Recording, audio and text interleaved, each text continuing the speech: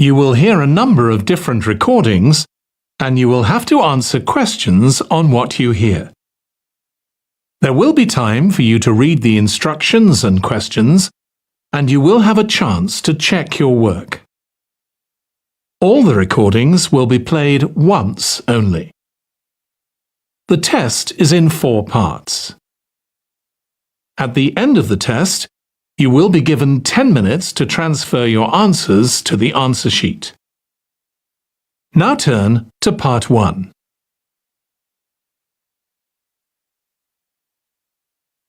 Part 1. You will hear a woman calling a tourist information office to ask about a festival.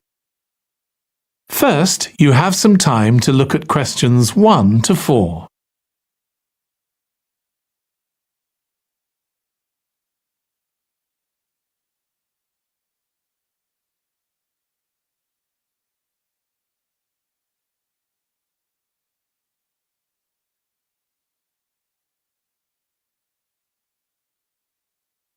Now listen carefully and answer questions 1 to 4. Good morning. You're through to the Tourist Information Office. Tim speaking. How can I help you? Oh, hello. Could you give me some information about next month's festival, please? My family and I will be staying in the town that week. Of course. Well, it starts with a concert on the afternoon of the 17th. Oh, I heard about that. The orchestra and singers come from the USA, don't they? They're from Canada. They're very popular over there. They're going to perform a number of well-known pieces that will appeal to children as well as adults. That sounds good. My whole family are interested in music. The next day, the 18th, there's a performance by a ballet company called Eustatis. Sorry? The name is spelled E-U-S-T-A-T-I-S.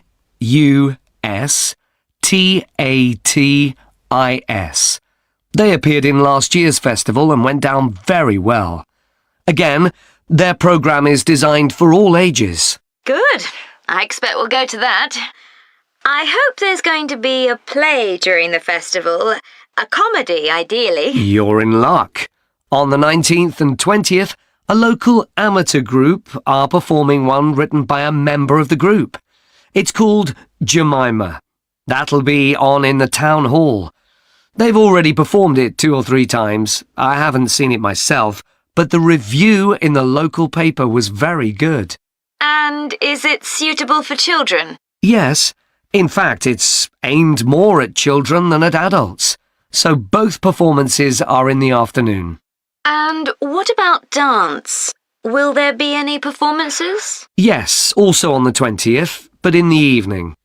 A professional company is putting on a show of modern pieces with electronic music by young composers. Uh-huh. The show is about how people communicate, or fail to communicate with each other, so it's got the rather strange name, chat. I suppose that's because that's something we do both face-to-face and online. That's right. Before you hear the rest of the conversation, you have some time to look at questions 5 to 10.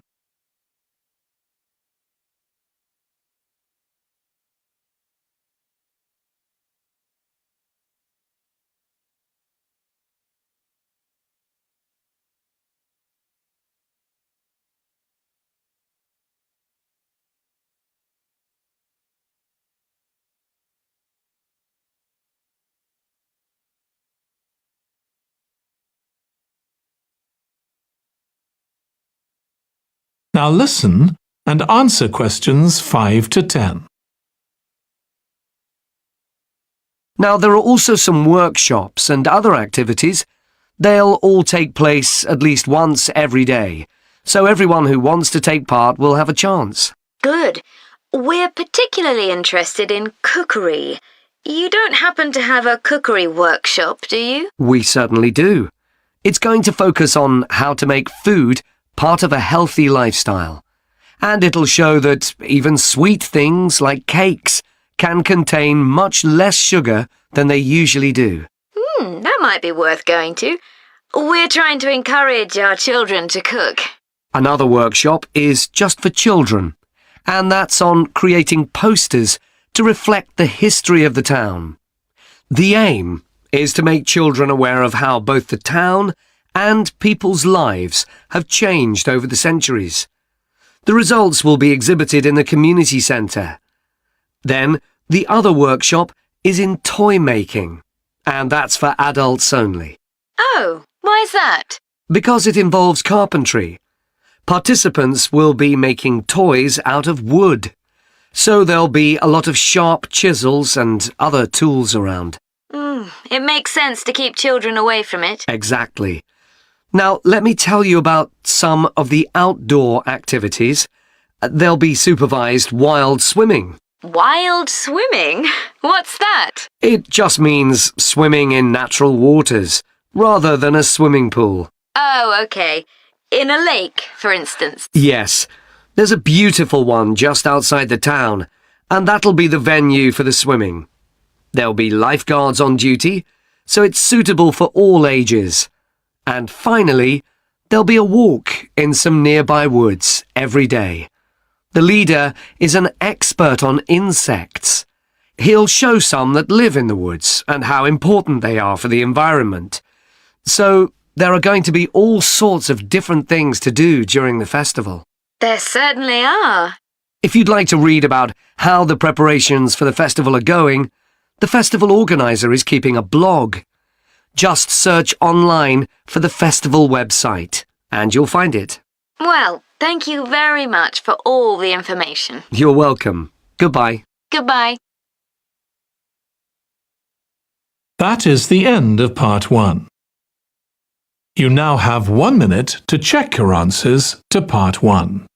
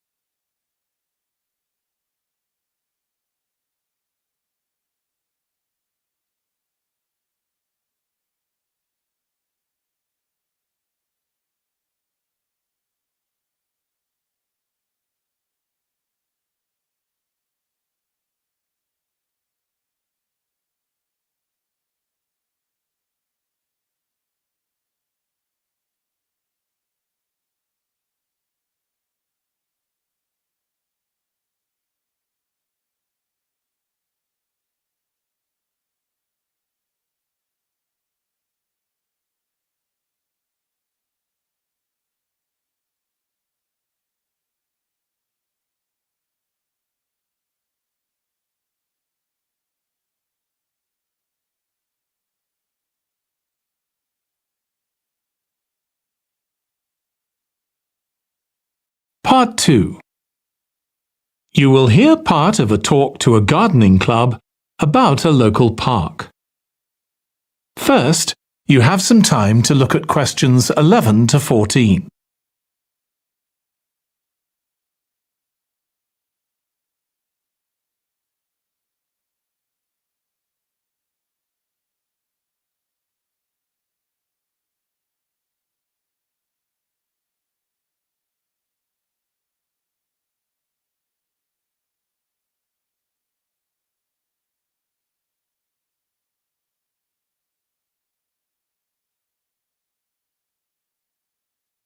Now listen carefully and answer questions 11 to 14.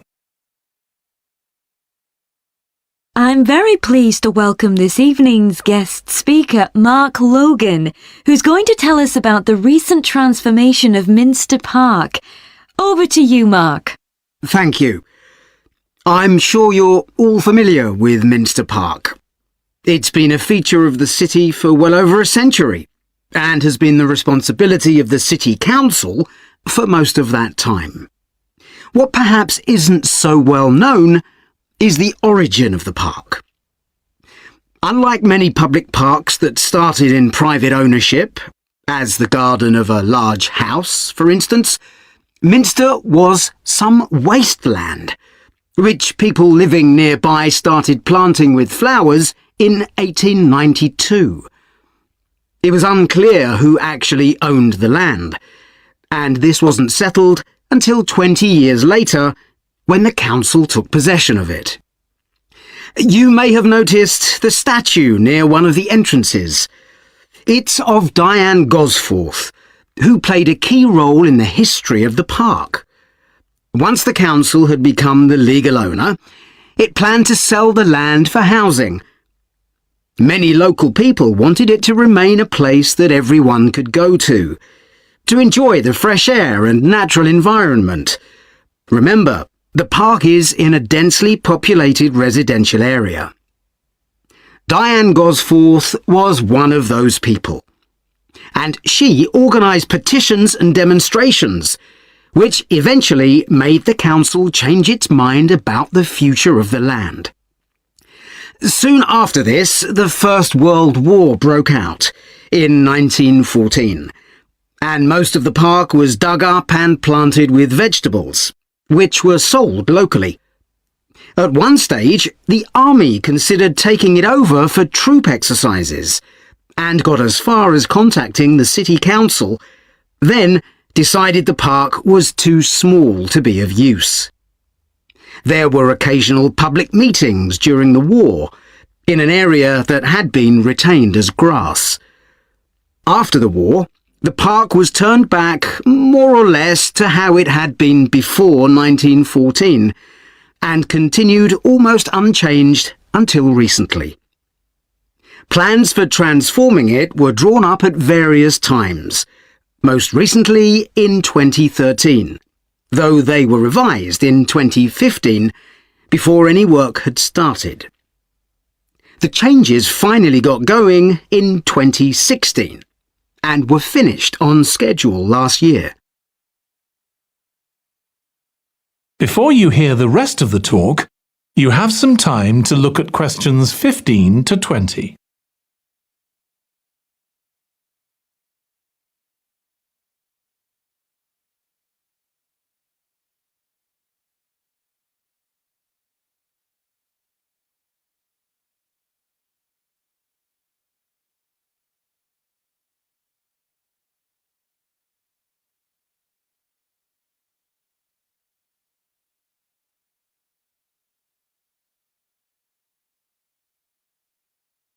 Now listen and answer questions 15 to 20. OK, let me tell you about some of the changes that have been made and some things that have been retained. If you look at this map, you'll see the familiar outline of the park, with the river forming the northern boundary, and a gate in each of the other three walls. The statue of Diane Gosforth has been moved. It used to be close to the south gate, but it's now immediately to the north of the lily pond, almost in the centre of the park, which makes it much more visible. There's a new area of wooden sculptures, which are on the riverbank, where the path from the east gate makes a sharp bend. There are two areas that are particularly intended for children. The playground has been enlarged and improved, and that's between the river and the path that leads from the pond to the river. Then there's a new maze, a circular series of paths separated by low hedges. That's near the west gate. You go north from there towards the river and then turn left to reach it. There have been tennis courts in the park for many years, and they've been doubled, from 4 to 8. They're still in the southwest corner of the park, where there's a right-angle bend in the path. Something else I'd like to mention is the new fitness area. This is right next to the lily pond on the same side as the west gate. Now, as you're all gardeners, I'm sure you'll like to hear about the plants that have been chosen for the park. That is the end of part 2. You now have 30 seconds to check your answers to part 2.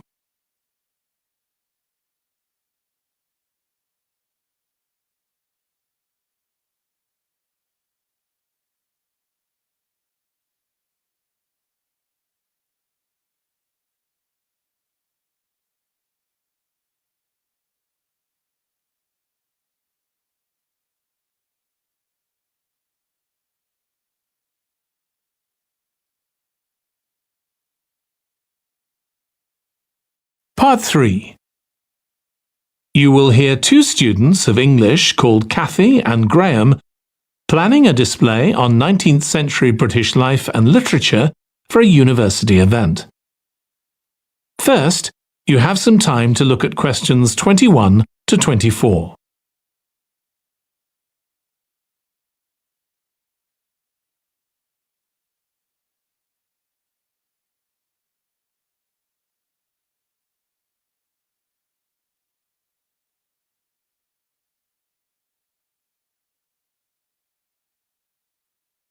Now listen carefully and answer questions 21 to 24. OK, Graham, so let's check we both know what we're supposed to be doing. OK. So, for the university's open day, we have to plan a display on British life and literature in the mid-19th century. That's right. But we'll have some people to help us find the materials and set it up, remember? For the moment, we just need to plan it. Good. So, have you gathered who's expected to come and see the display? Is it for the people studying English or students from other departments? I'm not clear about it. Nor me. That was how it used to be, but it didn't attract many people, so this year it's going to be part of an open day to raise the university's profile. It'll be publicised in the city to encourage people to come and find out something of what goes on here. And it's included in the information that's sent to people who are considering applying to study here next year. Presumably, some current students and lecturers will come? I would imagine so. But we've been told to concentrate on the other categories of people. Right. We don't have to cover the whole range of 19th century literature, do we? No, it's entirely up to us. I suggest just using Charles Dickens. That's a good idea. Most people have heard of him and have probably read some of his novels or seen films based on them. So that's a good lead-in to life in his time. Exactly. And his novels show the awful conditions that most people had to live in, don't they? He wanted to shock people into doing something about it. Did he do any campaigning other than writing? Yes, he campaigned for education and other social reforms and gave talks. But I'm inclined to ignore that and focus on the novels. Yes, I agree. Before you hear the rest of the discussion, you have some time to look at questions 25 to 30.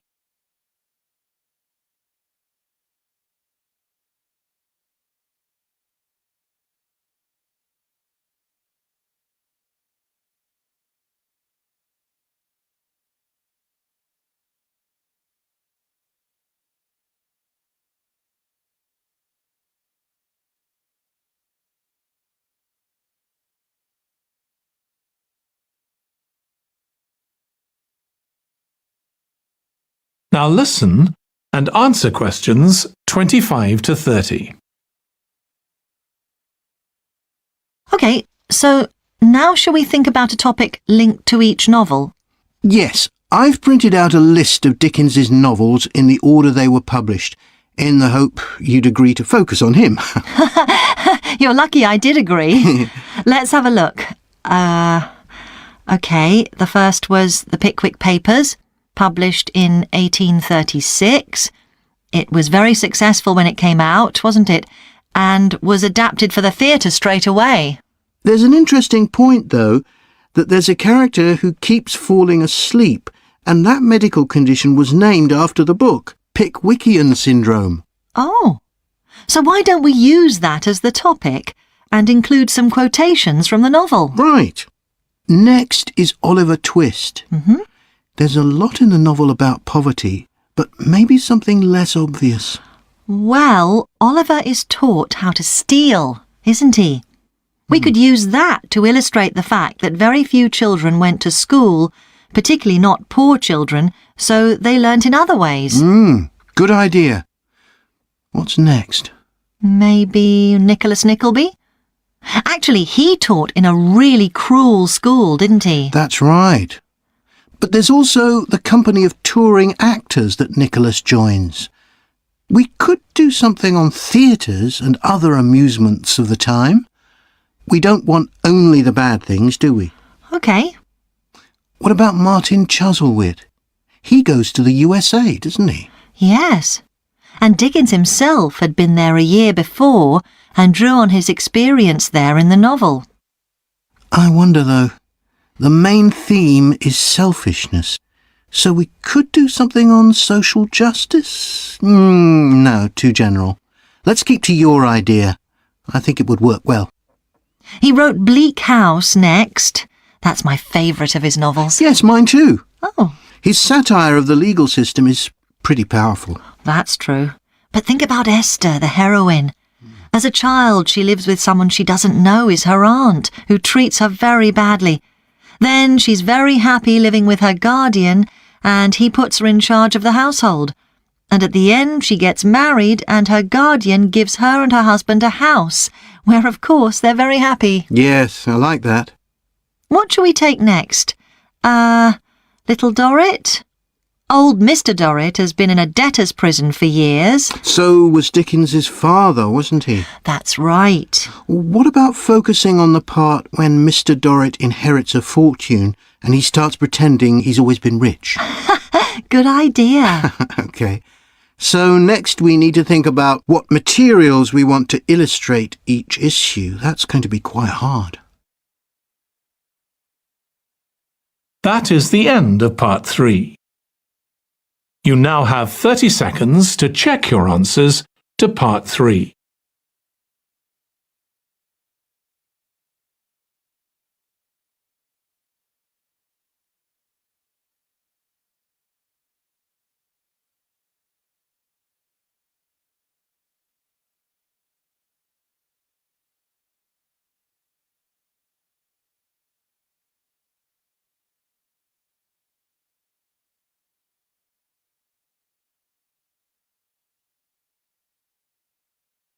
Part 4.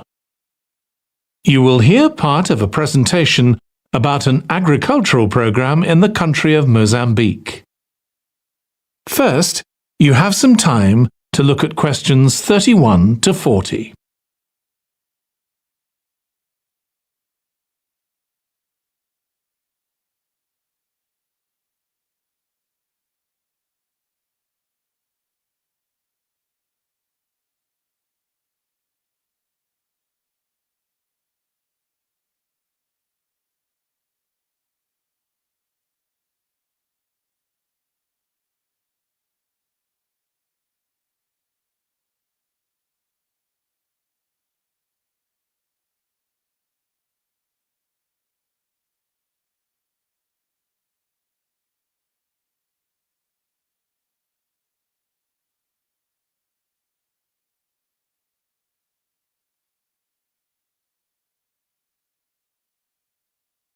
Now listen carefully and answer questions 31 to 40. I'm going to report on a case study of a program which has been set up to help rural populations in Mozambique, a largely agricultural country in Southeast Africa. The program worked with 3 communities in Chikwalakwala district near the Limpopo River. This is a dry and arid region with unpredictable rainfall. Because of this, people in the area were unable to support themselves through agriculture, and instead they used the forest as a means of providing themselves with an income, mainly by selling charcoal. However, this was not a sustainable way of living in the long term, as they were rapidly using up this resource. To support agriculture in this dry region, the program focused primarily on making use of existing water resources from the Limpopo River by setting up systems of irrigation, which would provide a dependable water supply for crops and animals. The program worked closely with the district government in order to find the best way of implementing this. The region already had one farmers' association, and it was decided to set up 2 more of these. These associations planned and carried out activities including water management, livestock breeding and agriculture. And it was notable that in general, women formed the majority of the workforce. It was decided that in order to keep the crops safe from animals, both wild and domestic, special areas should be fenced off where the crops could be grown. The community was responsible for creating these fences, but the programme provided the necessary wire for making them. Once the area had been fenced off, it could be cultivated. The land was dug so that vegetables and cereals appropriate to the climate could be grown, and the programme provided the necessary seeds for this. The programme also provided pumps so that water could be brought from the river in pipes to the fields. However, the labour was all provided by local people, and they also provided and put up the posts that supported the fences around the fields.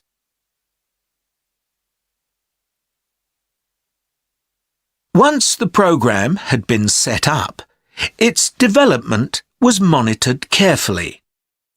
The farmers were able to grow enough produce not just for their own needs, but also to sell.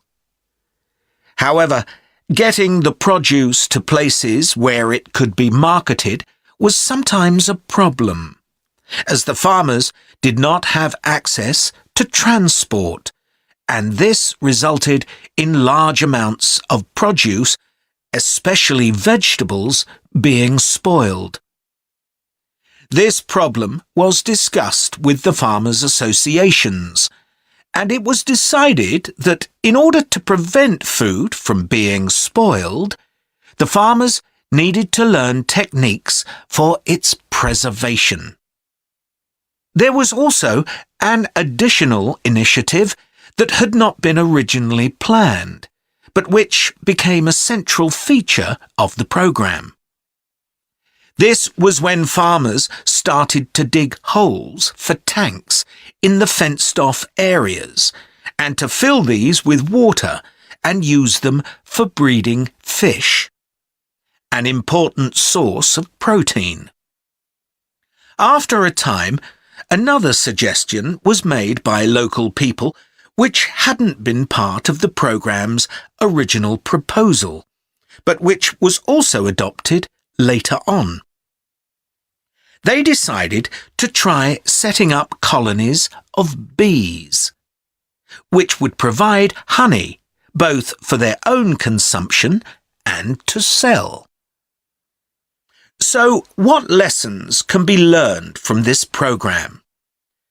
First of all, it tells us that in dry, arid regions, if there is access to a reliable source of water, there is great potential for the development of agriculture. In Chikwalakwala, there was a marked improvement in agricultural production, which improved food security and benefited local people by providing them with both food and income. However, it's important to set realistic timelines for each phase of the programme, especially for its design, as mistakes made at this stage may be hard to correct later on. The programme demonstrates that sustainable development is possible in areas where there is. That is the end of part 4. You now have 1 minute to check your answers to part 4.